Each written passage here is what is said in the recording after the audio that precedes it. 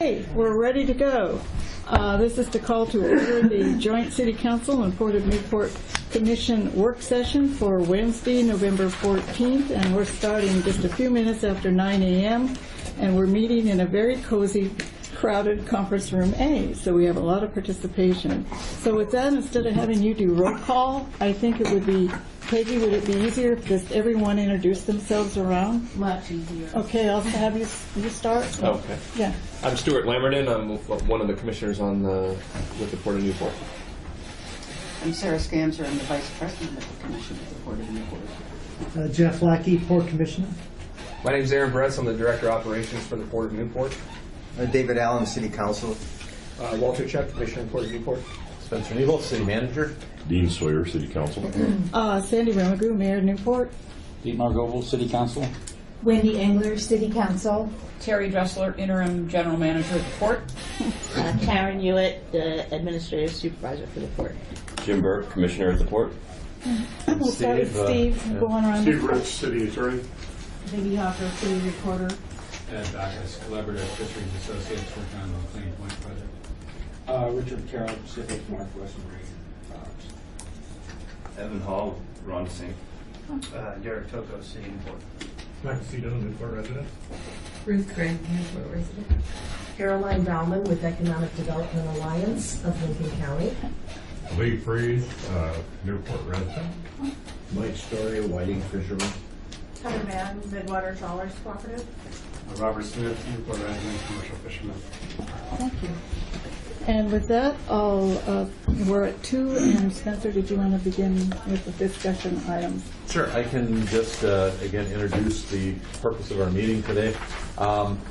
The city has previously met with, the council has previously met with the Port Commission on a couple other occasions in the last few years, and with all the changes that are occurring at the port level, and we'll be having future changes on the city council level as well. We thought it'd be an appropriate time to bring everyone together to discuss the direction that the port is heading, and to discuss again where we can jointly work together to try to make things move forward, going forward in the future as well. And so again, this will be a good opportunity for the port to brief the council on issues that are important to the port coming up, and for the council then to share any questions that they have. We also will have a presentation from Evan Hall regarding the developments that they're proposing down adjacent to the international terminal to understand how that fits in. We'll have a discussion also on the role that the McLean Point Urban Renewal District can play with these future developments as well. So those are the kind of the high points of the items that we wanted to cover at our joint meeting today. And then, for those that are interested, at 10:45, we have Thompson Sanitation coming in to talk a little bit about the issue with asbestos disposal at the transfer station. And so, not port related, but everyone's welcome to stick around for that if you want. So at this point, Mayor, I would turn it over to the update for port activities. And that would be you? Yeah. I didn't mention that I'm currently serving as the president of the Port Commission at this point. And thank you, Spencer, for that. We'll have a series of updates, as you mentioned, from the Director of Operations and our Interim General Manager. So I'm going to focus a brief update more specifically on how the Commission is doing and what the Commission activities are specifically. And I want to start by saying I think that the Port Commission is functioning very well right now. We have a full board. We have a relatively new commissioner, I'll say now, with Jim Burke. So I think we've been functioning effectively, reaching consensus on things. I think the port staff and the GM are working efficiently and working well together. Terry's been doing an excellent job keeping the commission updated, but also helping to continue to guide us as a commission and provide us the information we need to make effective decisions, which I believe we are making. We've scheduled and we're working with SDAO for some board-specific training that we're going to get together and do hopefully before the end of the year is our plan right now. And we're really focusing on the future. So to that, I think the highest priority that we as a commission have is really moving the strategic business plan forward. As most of the folks here know, this is a document that will help guide us into the future. Many municipalities do this. We've selected a consulting group that has worked with Port of Toledo, Port of Coos Bay, and other ports throughout Oregon and Washington. This is Berger ABAM.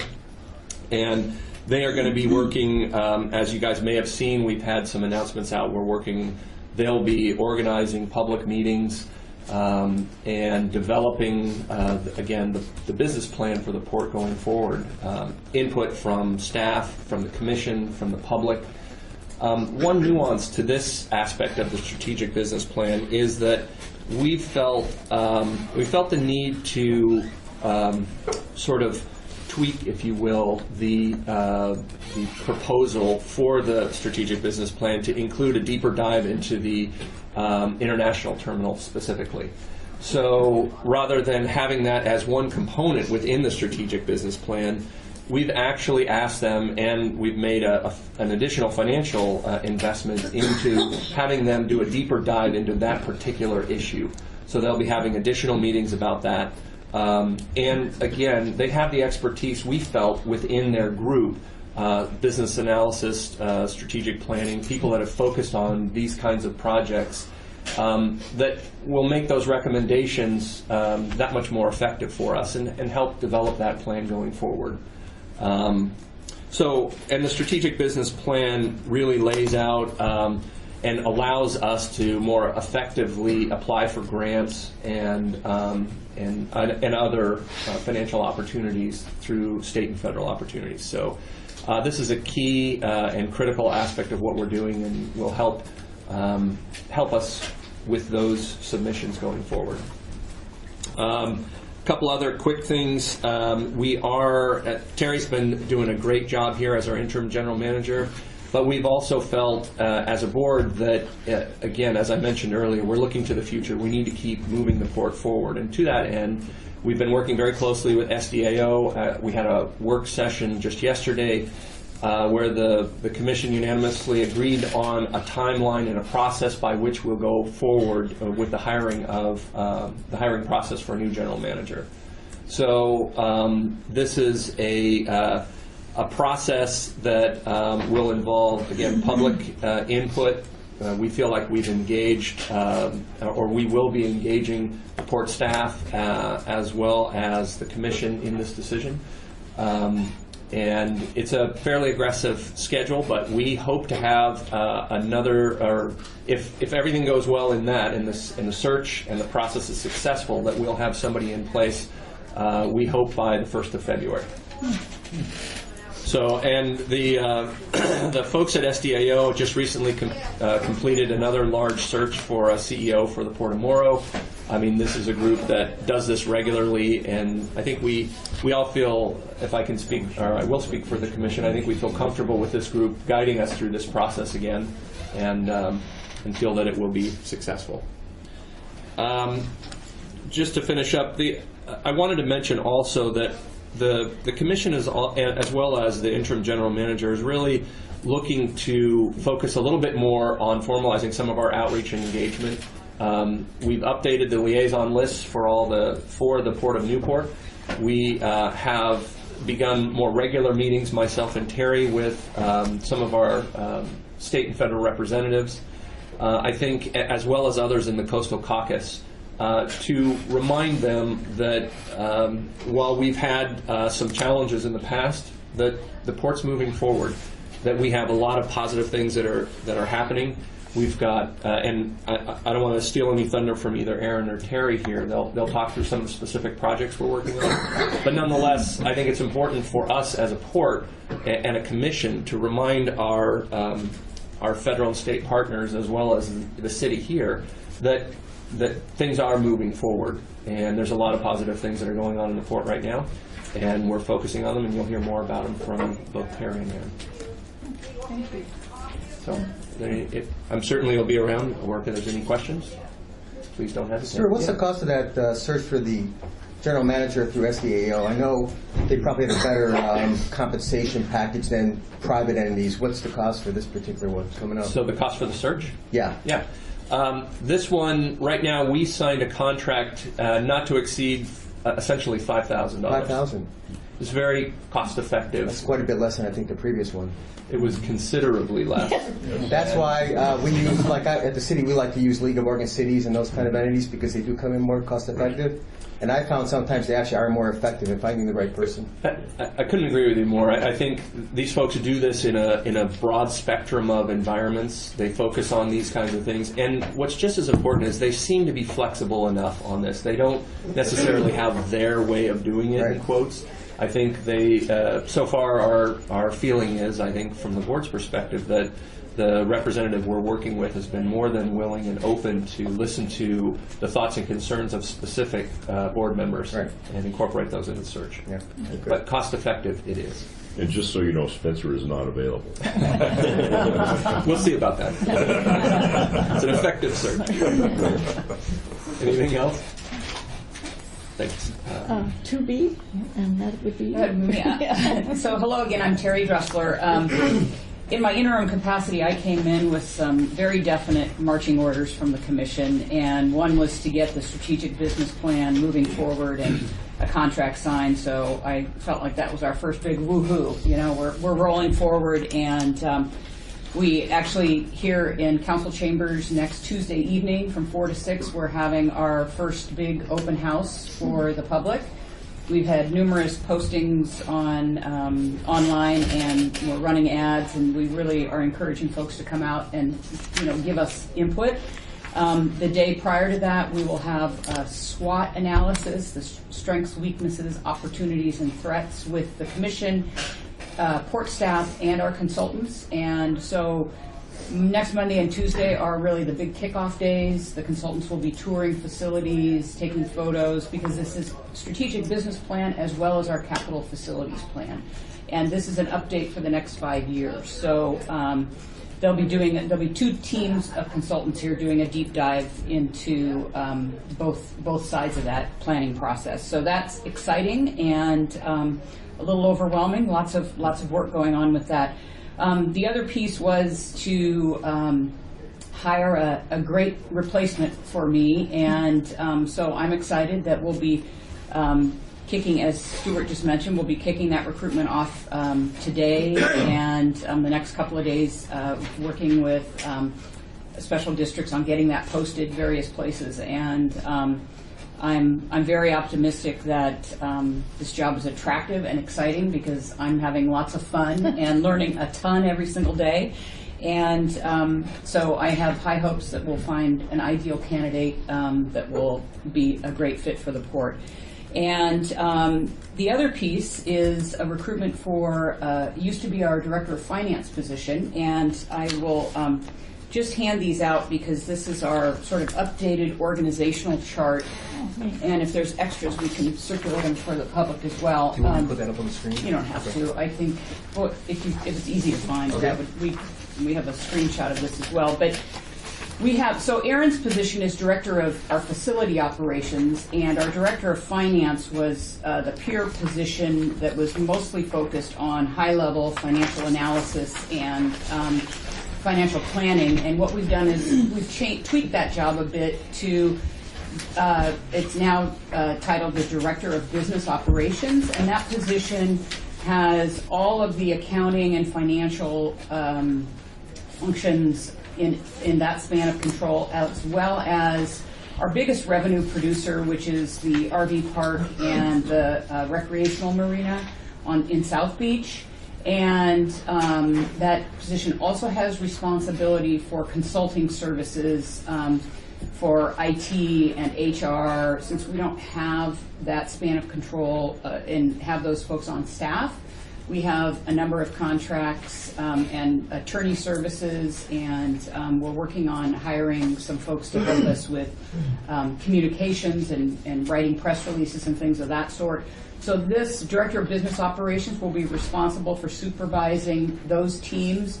And Erin on the right side is our Director of Operations, in charge of all of the facility maintenance and operations at all of our facilities. So that just, it's a little tweak to our organizational chart. We opened that position last week, and I've already received about 10 applications. So we'll be open in about another 2.5 weeks with that. So I'm hoping to have some star candidates come out of that as well for the interview process. Do you use the League of Oregon Cities website? They have a really nice job posting board for not just cities and counties, but also local governments like ports. So, you know, I just heard you. They were on my list, and I haven't done that yet. So we will do that. Thank you for that reminder. It's pretty cost effective. Yeah. And a lot of folks that might not be looking directly at ports that are looking around generally, you might capture some folks that you might not get otherwise. Right. So. I'm going to do that. Thank you. So that recruitment's going, and hopefully we will have a general manager and a new director of business operations on board, and things will be great.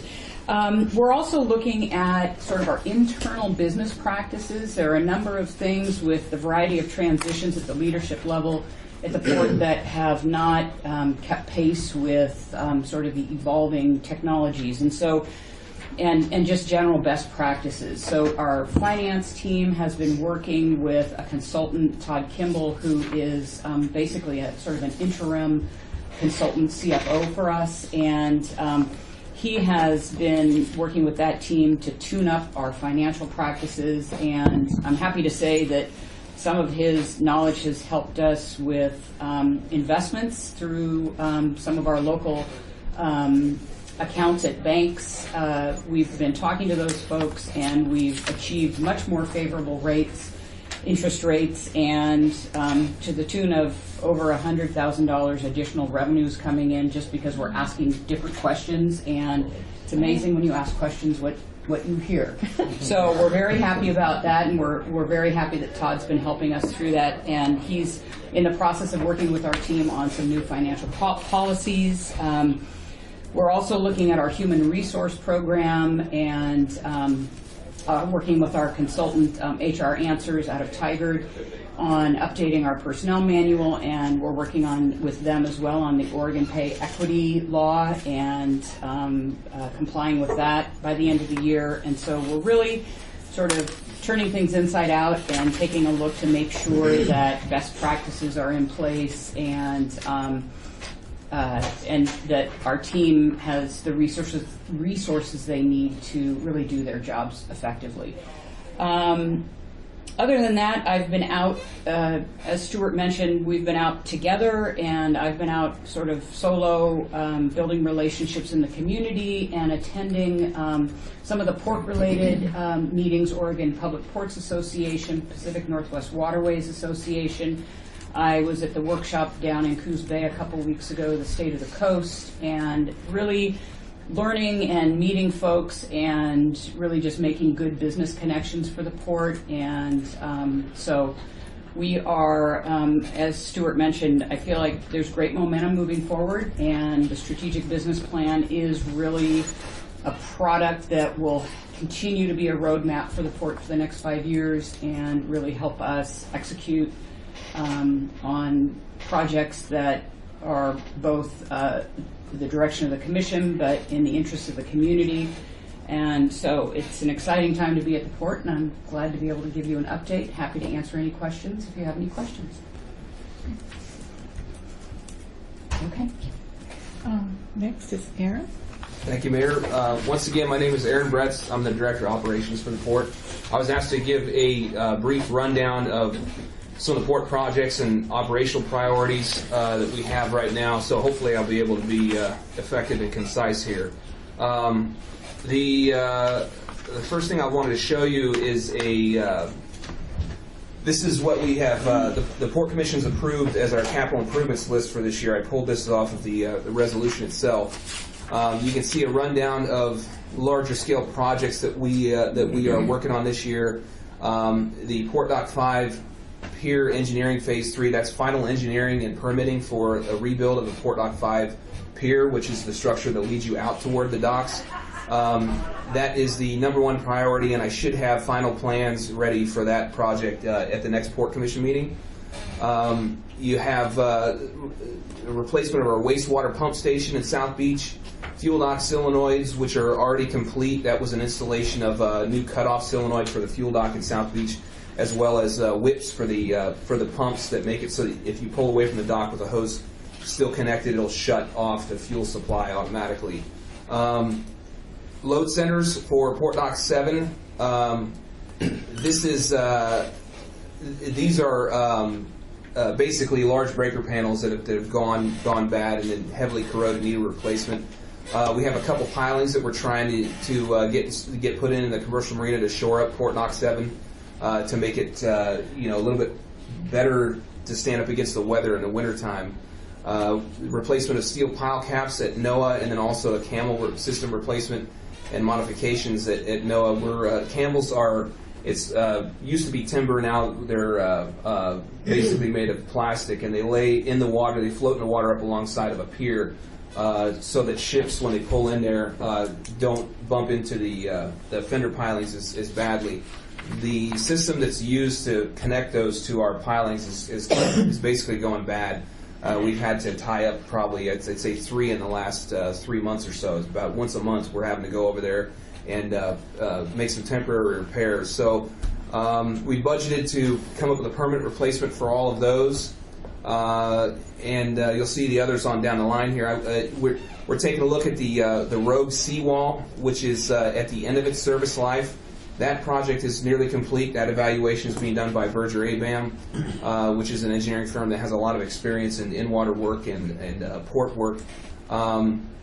So we wanted to look and see about how much longer we can expect to rely on that seawall that the Rogue Brewery sits on top of before we have to do some repairs to it so that it can last a few more decades at least. Of these projects, the ones, like I said, the Port Dock 5 engineering will be complete here in the next month or so. The wastewater pump station will be, we have parts on order for that, and after Thanksgiving that should be just about complete. Solenoids are already complete. The pilings and the commercial marina still need to get done. That's in-water work that needs to happen prior to the end of February. The load centers, we have to put that out for bid. That'll probably be happening sometime in the springtime. Steel pile caps are another one that we're going to get done ourselves, probably in-house. The camel replacement, we're using our maintenance crew to fix that system, and we're probably not going to come close to the budget on that. We're going to save a lot of money by using our own folks to fix that. The commercial marina hoist dock 110-volt additions has already been completed. That's we added some more circuitry to. We have a lot of independent buyers that work off of the hoist dock, which is in between Port Docks 5 and 7, that offload a lot of our local boats with various different seafood. But in any case, those moves were already done so that they can have more capacity to plug all of the equipment that they need to do their trade without tripping breakers. So that's already done. So Aaron, the hoist dock is where? That's in between, it's on our property, where you see all the crab pots down there by our office, okay. In between Port Docks 5 and 7, okay. Right there where it comes together. If you came down for Fisherman's Appreciation Day, that's right where it was at last week. And the Rogue Seawall project should be done sometime no later than the middle of January, I'd say. The one interesting thing about this list that occurred to me is that if you look at number 9 there, which is number 8, which is the RV park annex upgrade plans. That's a conceptual plan that we're gonna be working on. This is the one that has the most potential to increase revenue to the port. Our RV park, as Terry mentioned, is our biggest revenue earner, and one of the problems that we have is that we're generally at capacity. We're very full over there, so there's demand to add more capacity, and the annex was an old trailer park that was converted to an RV park and hasn't been really touched for a very long time. So we want to redesign the layout of the space and make it look more like the rest of the park. It'll create more room and certainly some additional revenue for us.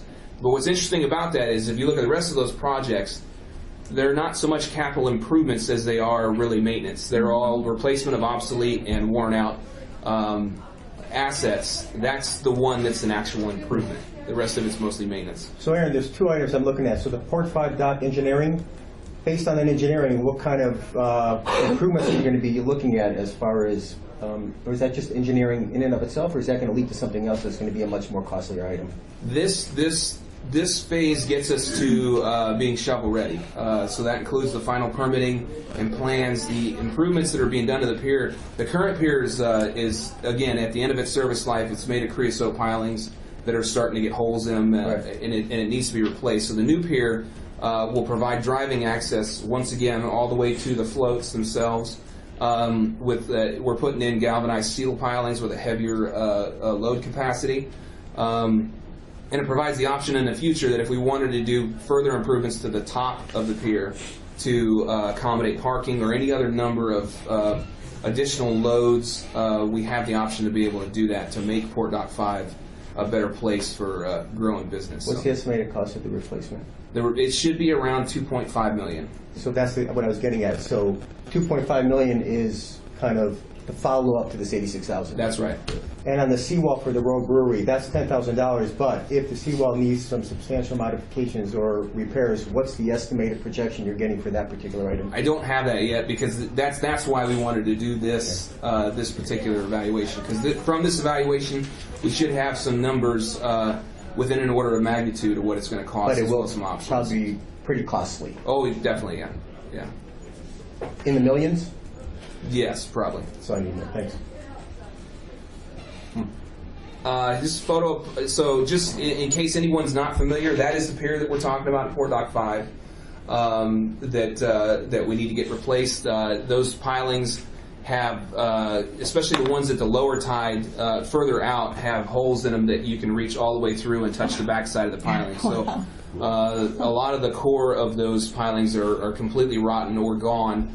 And that's why we don't allow driving traffic to go out to the end of it. The trouble with that is, if you look, there's actually some porta potties out toward the end of that get serviced, so there is a bucket truck that goes out there, once a day and services those porta potties. So this is absolutely vital to maintaining that connection with the shoreline for all of our commercial fish. Well, the residents of the Port Dock 5 complex.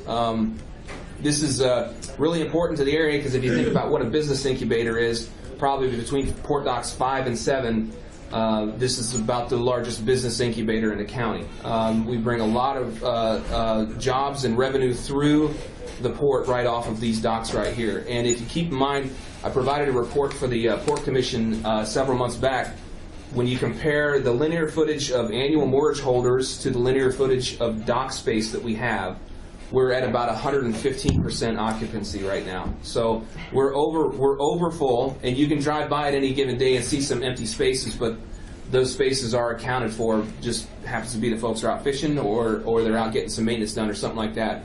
And on top of that, we continually get requests for new boats to come in. I think it was last week, might have been the week before, I got 3 all at once of considerable size. But it's 58 foot, 63 foot.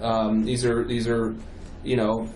the type of boats that go in there, and we have to find a way, someplace to put them. So that's a real challenge for us. What's the age of the dock? It's difficult to ascertain, but it's vintage. It's late 60s. Okay. And the top of the pier itself was rebuilt in the early 90s by Port. It was another port project. So the top is, about 92. It was replaced, but the pilings themselves go back to late 60s or so. Okay. Before you leave that, have you looked beyond the engineering cost as far as how you're going to acquire the funds for the construction? So right now I'm working up a EDA grant. The convenient thing about that particular grant is it's an open revolving, there's no deadline for it. So we're trying to get the support going from the community and from all the stakeholders in the area to get that grant the momentum that it needs to be approved. How big a grant? That's a 50% grant, so it'd be $1.2 million. Like I said, this is an absolutely vital connection to the shoreline for all of those businesses that work off of Port Dock 5. So. And then the match, you haven't really looked at that yet. So there's a couple of probably about the best grant that fits this particular project at the federal level would be a build grant. We're working with Business Oregon though to try and identify what the best revenue or avenue is to go at the state level to try and get some funding for this. So that's a no, right? What's that? That you haven't really identified those. I wouldn't say it's any less of a no than the answer to the EDA grant. I mean, we've identified the grants. Getting the grants is a different story. We need to work hard together to get that done. Okay. And this is why this is important.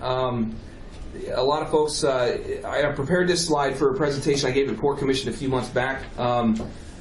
This is important to understand about how the port works. You'll hear a lot. All of us as taxpayers deserve to know where our tax money goes, and there's a lot of concern about where the tax money goes that goes into the port.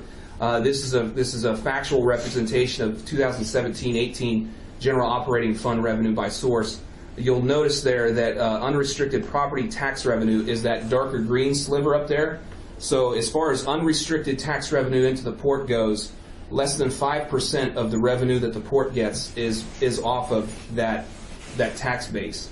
This is separate from the bonds. This is separate from bond revenue, which because that's restricted. It's for particular projects.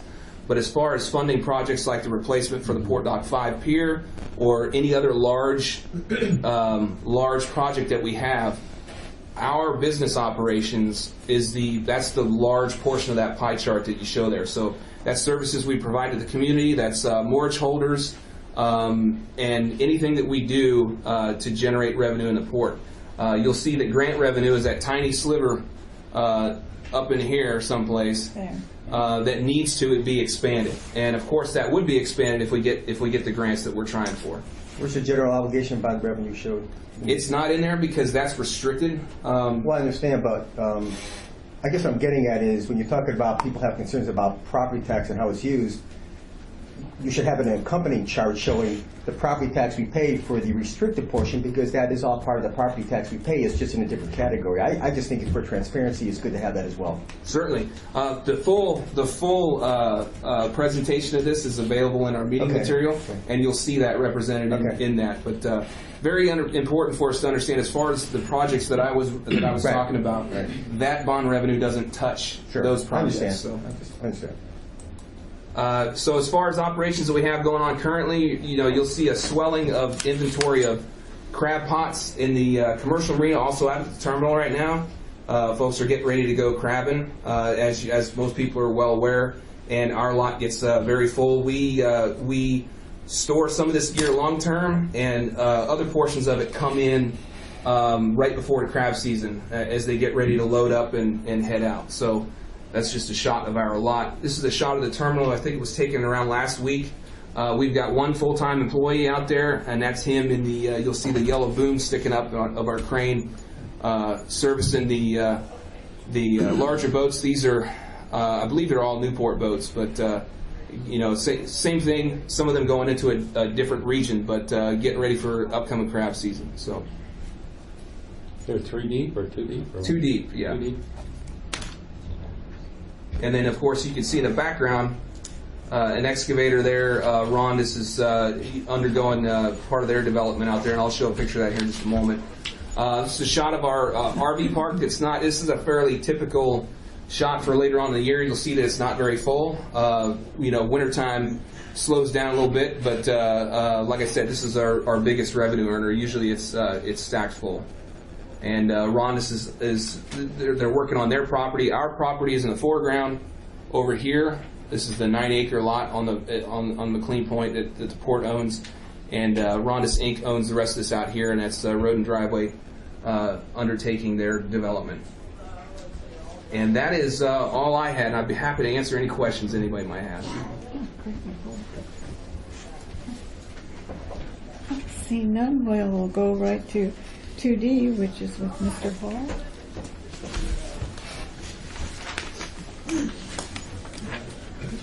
Thank you. Aaron, put the Rhonda picture back up there. It's got a few plans here I can share. I didn't mean nearly I know, enough. you can pass them out down there, that's fine. Or over here. Share this one? Sure.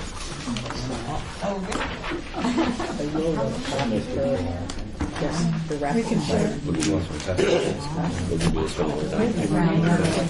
Also got a couple renderings that are these are conceptual renderings.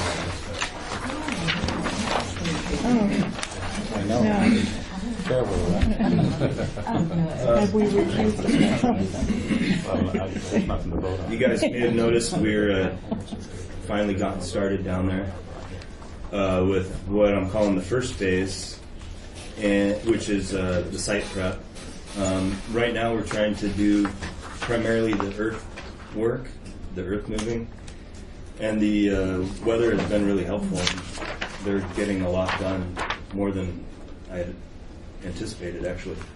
The plan for the first phase is to prepare lots 1 and 3 that you see there.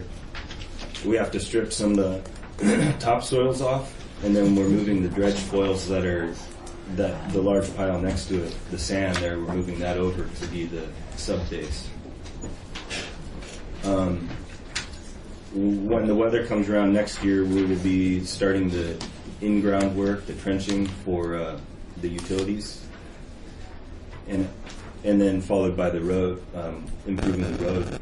And after that's all ready, we're planning on the second phase, which will be the buildings, and that's the conceptual rendering there is our rough draft right now of what that will be.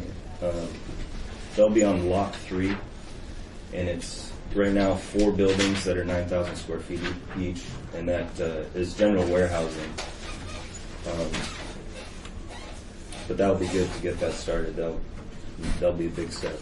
And then what we have charted out for the third phase, right now we'd want to locate that in lot number 1, and that would be a larger building that comes in around 47,000 square feet. So that's a large building. 47,000.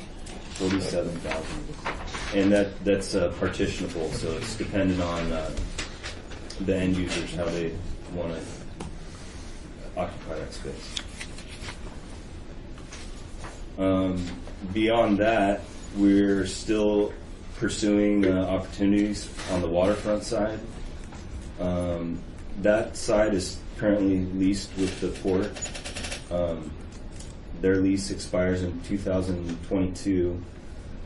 Although we did just complete an addendum that makes it a little bit easier, I would say, to transition the port off the lease or Rondis back to the property. And when we're considering the future build-outs of the site, a constraining factor comes apparent that sewer service out there. And I think we're able to accommodate at least the first phase, and maybe the first 2 phases with sewage tanks. But beyond that, we need to address the sewer issue. And that's in the McLean Point project list for the urban renewal district, isn't it? The sewer line? I think that's the primary issue there. Is that, okay, I'll take a look at it. I'm just We're curious. going to be talking about Yeah. that. Yes. Good. Yeah. I mean, that's in a very brief explanation of where we're at right now.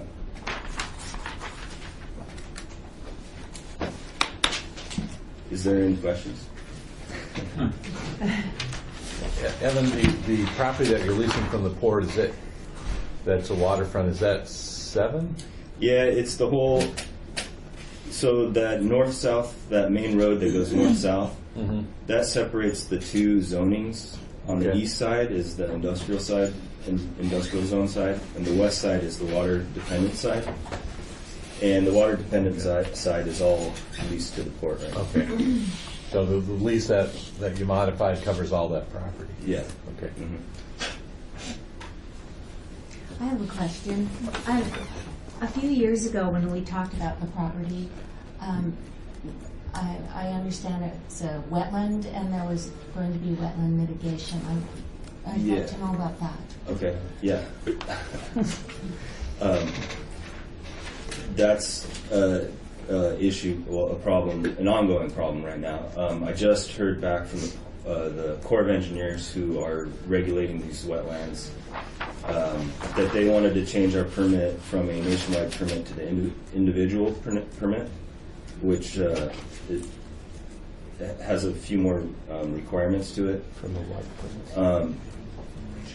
So we were preparing to do that, which extends when we thought we would have had the nationwide permit back already, and when we thought we would get that permit is when we got notified that they wanted the individual permit. Oh dear. And I think actually the regional solutions team might have helped with this, but we have a new agent that's working with the Corps, and I think it's going to be a lot better for us. But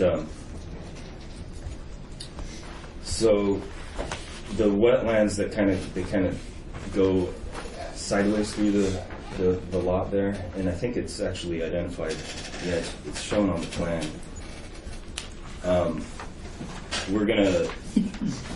What we want to do is line them up so it's a straight ditch down the road, and then at the bottom of the property would be it's just under an acre mitigation site that will be, we'll pull the ground back, and it'll be an estuarine mitigation site, so the bay will actually come into that area. Oh. Hopefully we get the new permit maybe February. And then you go ahead and start that work fairly soon, or does the whole site have to? Yeah, we would get right on top of that. It's dependent on the weather, though. If it's too wet out there, we gotta wait till it dries up. Thank you. For 2E, who will be speaking about? I'll start and Go, okay. Derek will finish. All right. Thank you. As the council in Port will recall, a urban renewal district was set up called the McLean Point Urban Renewal District. And that urban renewal district was set up to address certain infrastructure issues to service this property, with the biggest single project being extending sewer to this location. As you are aware, the urban renewal districts require a taxable value in its that increment of growth from what the base is that we can then use to pay for financing for these projects. One of the challenges with the McLean Point district is there's no real tax base out there yet, but that's going to change as certainly the development occurs from the project that Evan Howell just described, and just in rough figures, about according to the county assessor, about $8 million of assessable value will generate about $100,000 a year capture for the district.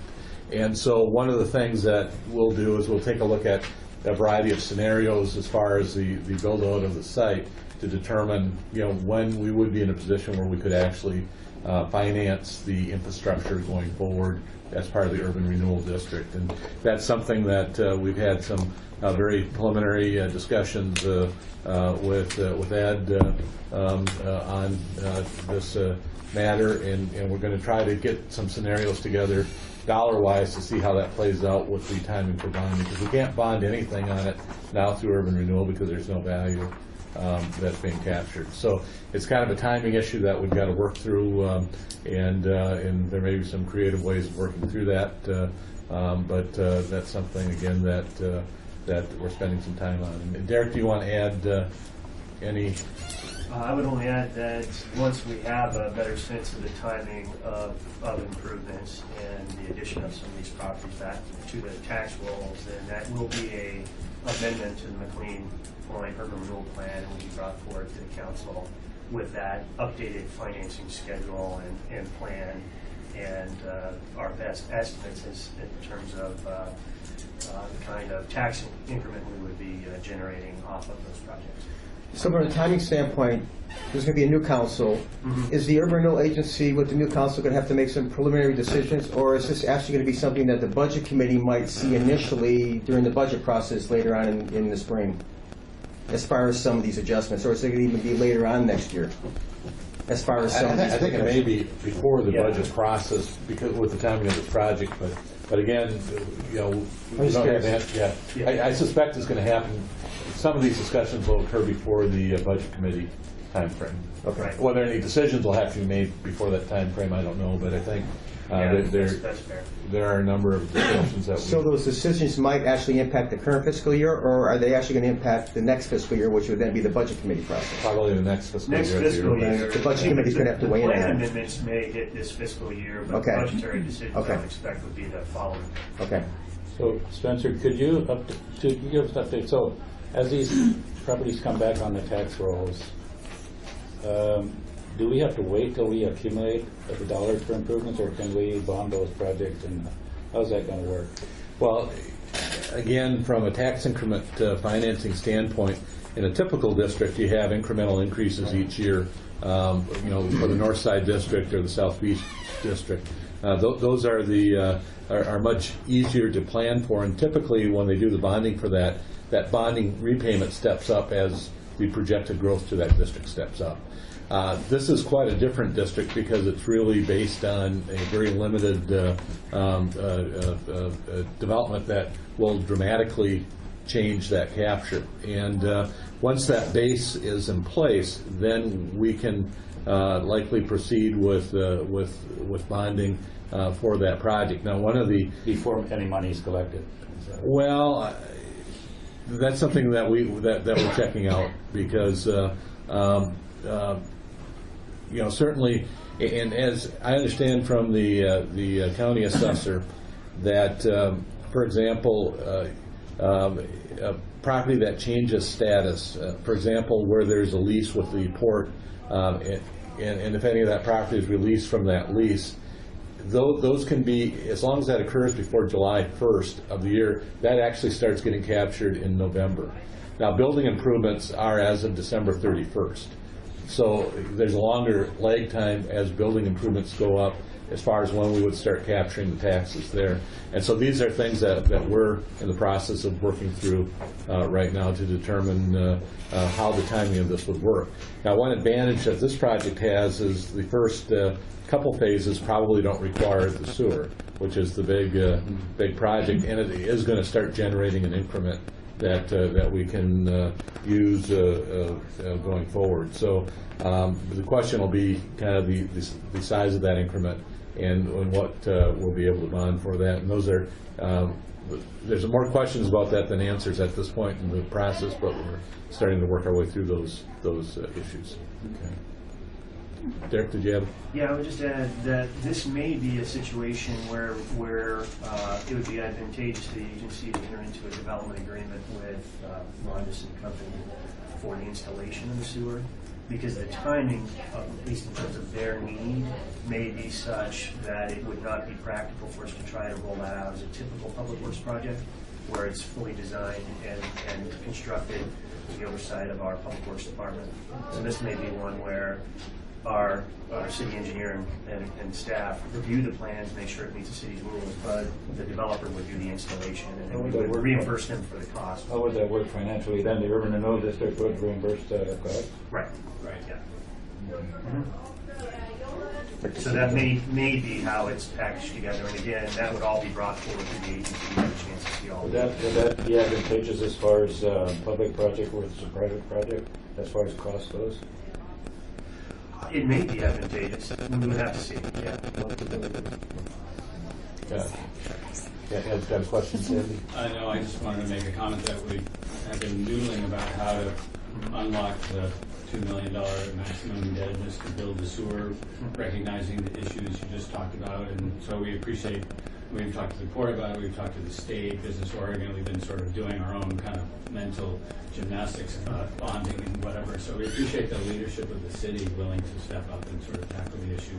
I mean, obviously it's important because it's URD, but this, I think, has sort of broken the logjam for us conceptually about how to do the chicken and egg question when there's nothing there, how do you get it going? And it is traditional chicken and egg sort of questions. So, but I think there's ways that we can work through these issues. But again, we're going to have to explore those ways, bring those back to the council and the urban renewal district, and kind of go forward that way. But I think the city council, when the district was established, was very supportive of the development. We worked closely with the port at that time in order to establish this district to help facilitate this, and I think the council is still very supportive of seeing these projects materialize. Any other questions or comments? We move on to the fireboat acquisition? Or is that where we stop?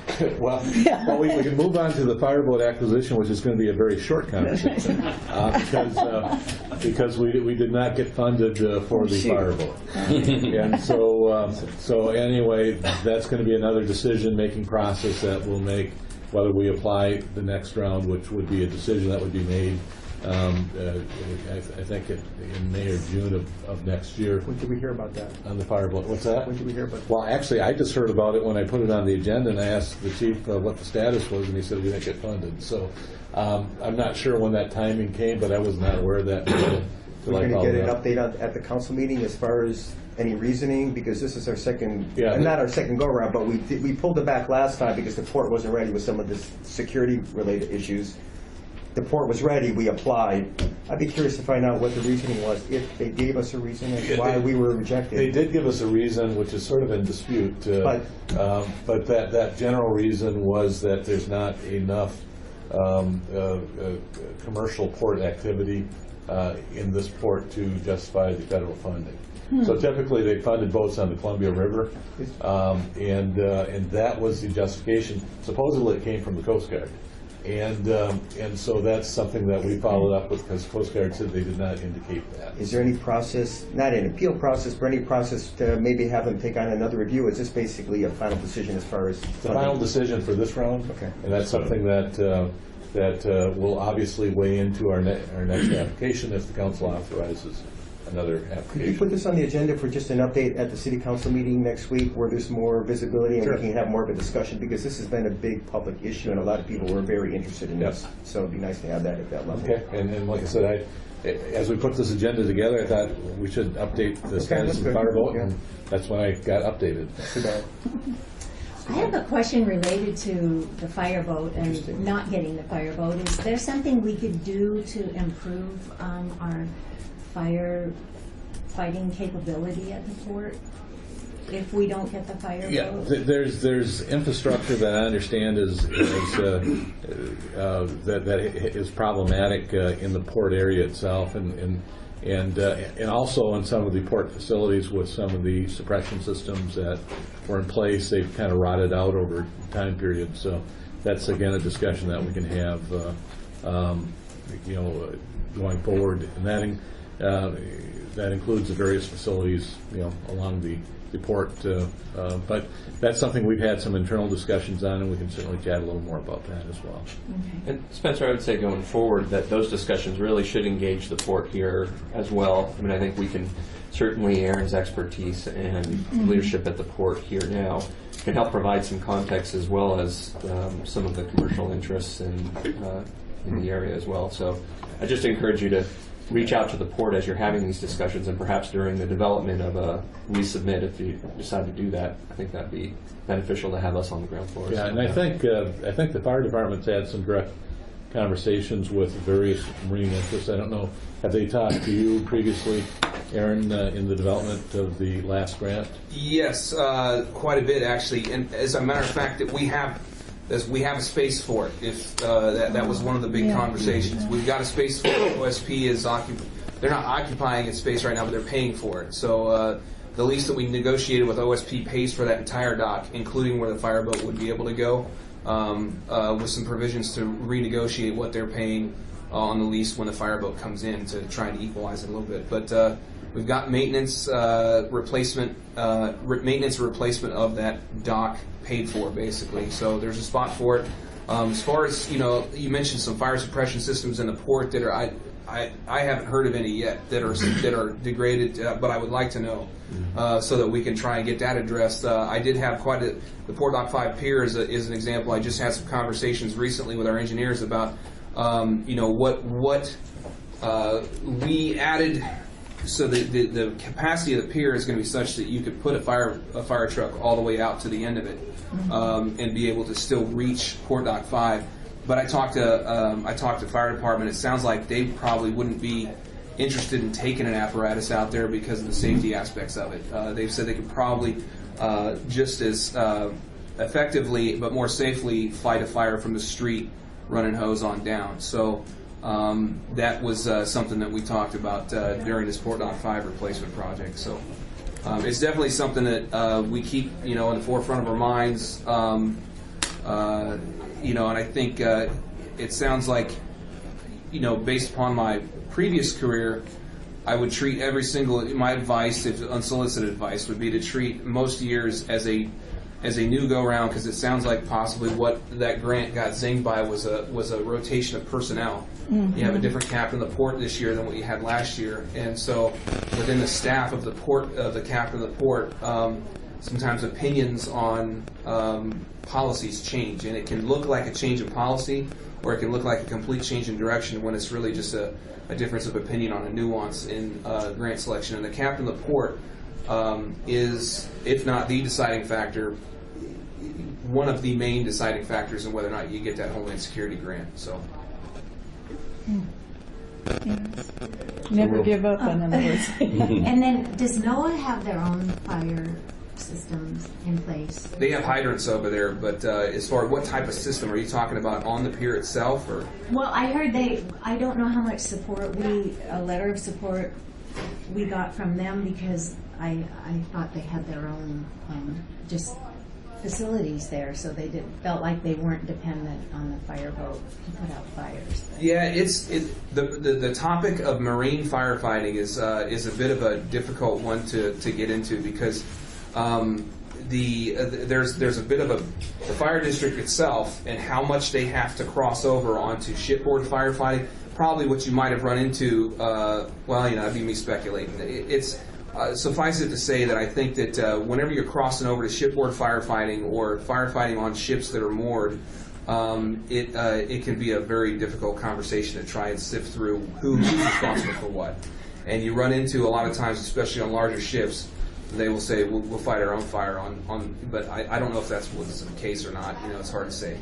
The Coast Guard will be quick to point out that as far as what's in the National Addendum to the Search and Rescue Supplement, they are not responsible for shipboard firefighting. So they put that responsibility back on the local governments. Although some of their boats maintain firefighting capabilities, the 52's got 2 fire pumps on it. They still put that responsibility back on the local responding agencies. I thought one of the reasons we wanted to get the fireboat was also to protect our structures on the bayfront. Is that? Yeah, that's been one of the priorities. Definitely.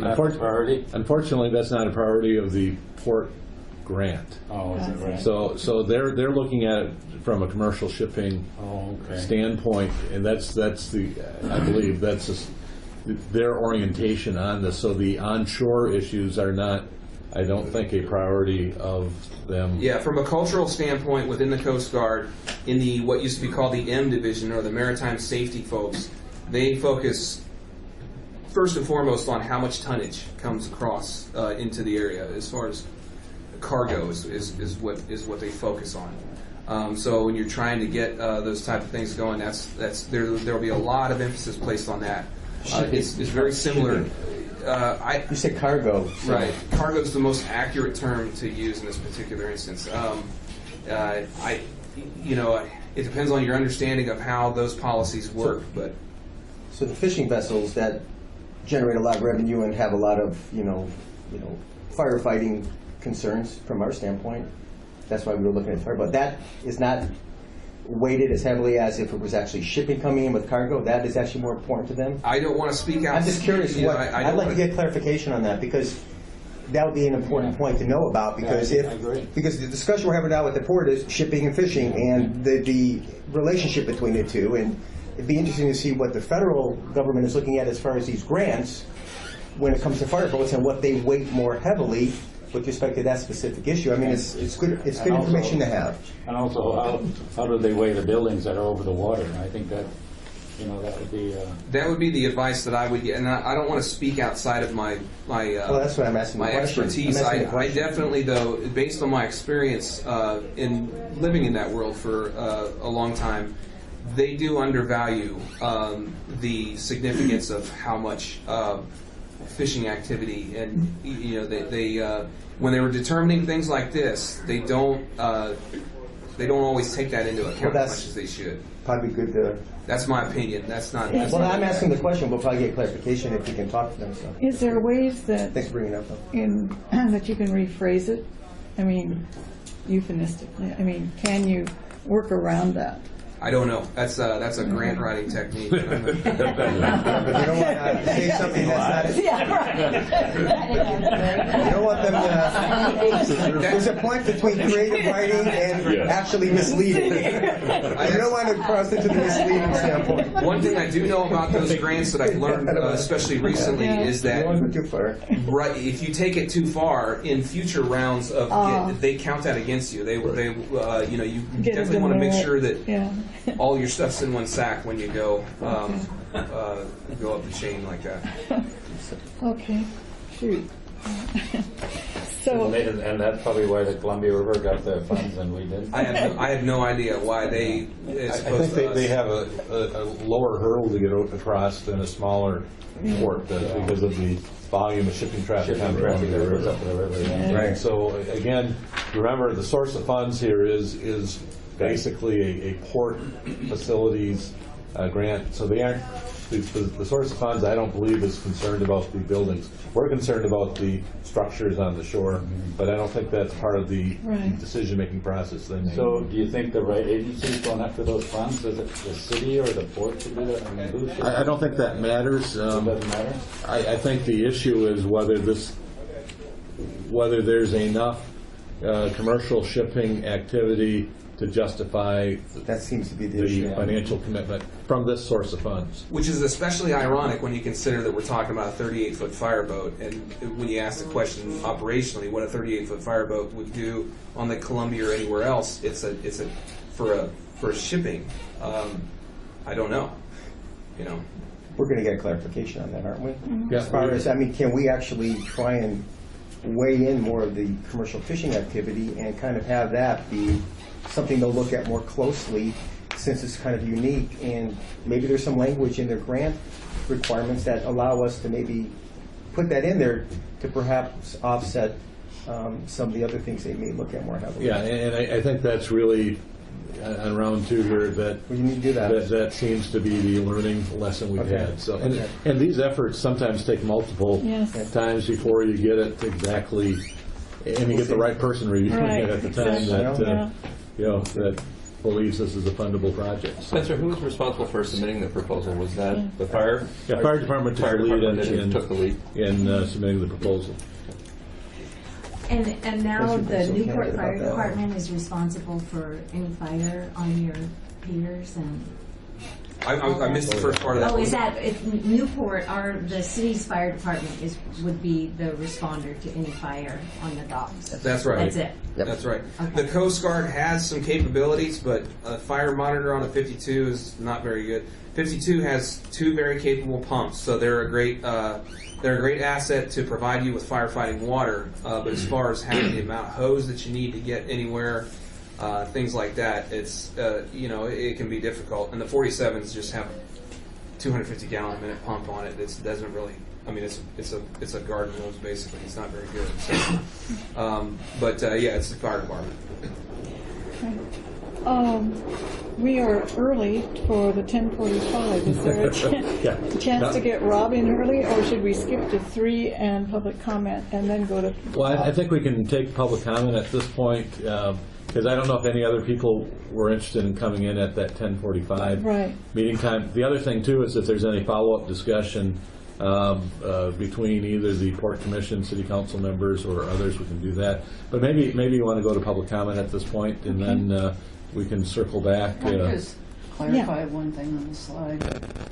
The fishing vessels out at the terminal dock that was there, those are local boats that came, and Aaron's right on almost everything, but you call them crab boats, kind of. Oh, yeah, you're right. I'm sorry. And they're trawl vessels. They are Trawlers, large vessels yeah. of Distant Water Fleet, and they just came roaring down through some hellacious weather to come to their home dock. And so they're here, and traditionally for years and years and years, 35, 40 years that I've been working with the fleet, they're traditionally come in November to overhaul the vessels and overhaul the gear. So we need docks for berthing, but they're there for a traditional 2 times a year to overhaul gear. And so businesses like mine will support service to the fleets and all the welders, and we used to call it the basin, Uinta Basin, including Toledo, Uinta Basin Marine Trades Association we used to have. And so, I mean, it doesn't bring the port a lot of money, but it brings the county a lot of money to have all of these support services just buzzing with activity, lots of overtime, good paying family wage jobs, and that's always kind of a hidden jewel of the fishing industry, is that when vessels do come here to get overhauled, it's a one-stop shop.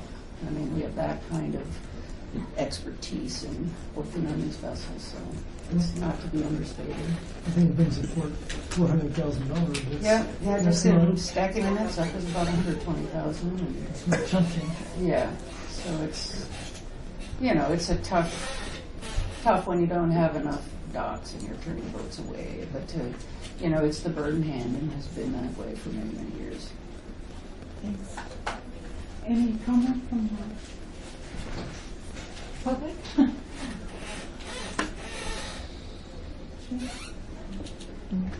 None? And so with that, It's time for you to sing and dance. Yeah. Entertain us until. Especially on the fireboat, you gave us the update, but once you get more understanding of what they're looking at with respect to these grants, and if you want to put that at a council meeting, then I would really encourage you, and I know you will, outreach to the Port Commission and the folks here, and let them know what that issue is, so they may actually want to be here to listen to what you find out. Because right now, it's an answer, it's a question we don't have the answer to right now. And I'm thinking on I just this, want to make sure they're all aware of as what far we're as doing. for a report to the council, it probably would be better to do that on the December 3rd agenda, so we can actually compile some of this information. That'd be great. I just think that's... Yeah. There was a lot of support for the fireboat from the fishing community and the folks that have businesses on the bayfront. So if the federal level is weighing something that we don't really have a really strong presence with right now, but we can utilize the other things that are going on to maybe compensate for that and kind of have them say, okay, we typically look at shipping. There's not as much as we would like for purposes of this grant, but there's a lot of this going on. Commercial fishing, businesses, maybe there's some language in the grant requirements that allows them to substitute. I don't know, but that's worth checking and finding out more clarification. But we'll bring a report back to the council on December 3rd on this, and that way we can maybe have some initial, responses to some of the questions that were raised. Yeah, I think Heather's. oh, yes. Hi, Sandy. So I guess I just wanted to let everybody know that Midwater Trawlers Cooperative has hired Shannon Davis and the research group to do an economic study of commercial and recreational fishing, what it contributes to not just the Port of Newport, but to the city, to the county, and then to the state. We've applied for an economic development grant to pay for that from the county.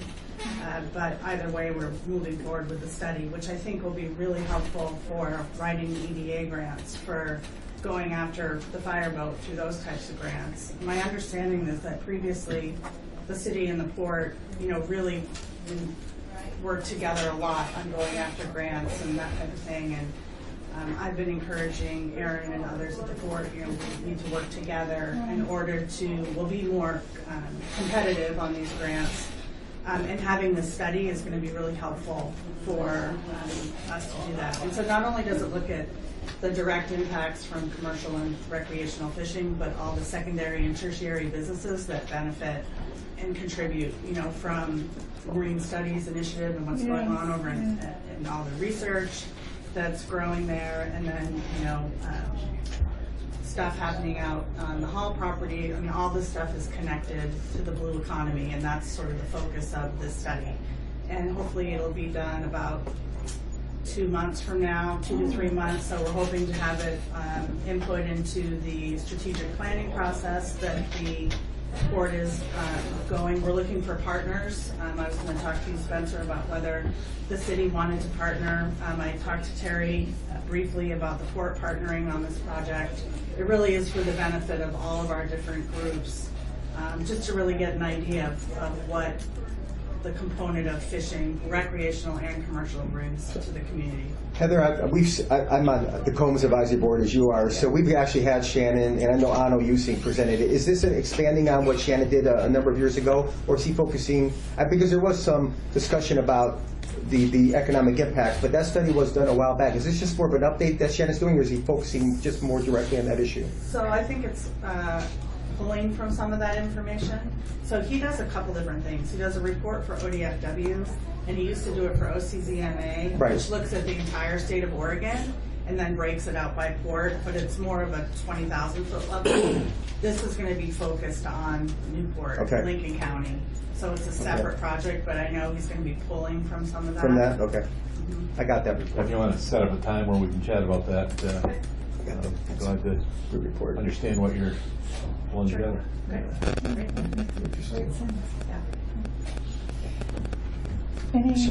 Anyone else? And if there's not, You're going to have to talk for half an hour. Yes. And we have to be here at 11 o'clock. Yeah, right, there you go. Well, but, was this site, this is Phil, isn't it? Or, well, there's a and I would ask maybe Evan if you can describe the site, but I think there's a combination of things that have occurred here over time. And do you understand what the natural history of the site has been? More or less. There's actually some pretty amazing aerial photos that go back to maybe 1930, maybe, that show the progression of the fill on that site. It was, kind of natural back eddy, but yeah, it's essentially all fill that has. Maybe most of it was in the 50s, I think, probably around then. So yeah, it's a man-made site, which is kind of frustrating that there's any wetlands that are on there. That creates, for us, trying to develop it, geotechnical considerations, because sand can get liquefaction effects on it, which is a challenge for us. and when was the gas tank built? That was like maybe 69 or 70. Well, I was asking partly, it looks, and I know nothing about the best surface to use around the warehouses. It looks like there's maybe a whole lot of blacktop. And I wondered, would a permeable surface or semi-permeable be good, or is it better if it all washes away, or maybe this isn't even blacktop?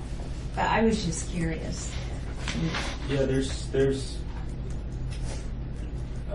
I don't know the exact amount of impervious surface we'll have on there, and I think there are certain requirements we have to be within, but generally we do have a strategy for the stormwater, and it because all the water leaving the site goes through the wetlands that are at the end of it's the original drainage ditch, but they're wetlands now, so we have to only put basically clean water in there. So all the water that comes off the buildings and lots and the roads all go into essentially bioswales before they go into the drainage ditches and out into the bay. So with that, we are through with the Port Commission. Gee, thank you all for coming. This has just been great. We need to meet more like this. It's been about a year, and August of last year is when we last met. Yeah, I thought it was a year and 4 months or so. Yeah. But I do think in the past and hopefully in the future, the city council has always been very willing to be very supportive of grant requests that have been made by the port in order to better the facilities and certainly even to making calls to folks to support initiatives going on. So keep us in the loop with what you're doing, and don't be afraid to ask for. Maybe if you're afraid to ask for money, but support. I would certainly never be afraid to ask. Never, or maybe afraid is the right term, but don't have high expectations. Doesn't hurt to ask, right? Right. But anyway, as you're developing these things and as your plans are coming together, it'd probably be appropriate to do a follow-up meeting with the council, because we're going to have 4 new members to the council after January 1st, and be good to kind of bring them up to date when that plan is done and do a presentation that particular time. So. We hope to continue to have a presence at your meetings as well, just us to keep engaged the same way you guys had a representative. Have a liaison to the city council. Exactly. Yeah. So you'll see us hopefully a little bit more at some of your meetings as well. It's exciting. We're all looking for high content. Yeah, 5 hours. We try and stay. We try and keep it before 10 o'clock when we adjourn, but sometimes we actually. So bring some coffee with you. We'll put top people on it. Maybe you need 2 people. Yeah. We'll put top people on it. Yes, Sarah. Well, just thinking of what Heather said, that they're going to go ahead and get this study going, and I just wondered, Terry, does that timing and stuff, is that something that will be useful to the strategic business plan people? Will they be reaching outside of just the port if that kind of stuff is being done? Heather and I just talked briefly about it a couple of weeks ago, so I'll need to hear more about timeline and see how that matches up. I don't know. Because it's valuable information. Yeah, it's very valuable. Yeah. Oh. So at this point, if you want to recess the meeting Yes, until. Recessed, and if you want to stay around for asbestos. So